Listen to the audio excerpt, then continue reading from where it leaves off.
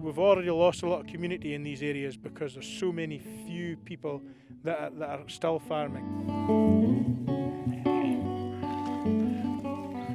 I think that if the rewilders had their way, that would happen.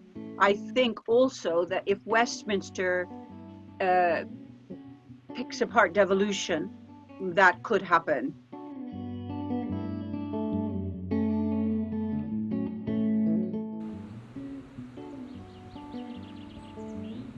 It was poor pasture, and this is where we used to graze the cattle and the sheep. We basically decided to turn it into trees. So the reason for doing that was, one, financial, but two, to provide an environmental habitat, or a habitat for wildlife and birds, and all our local wildlife.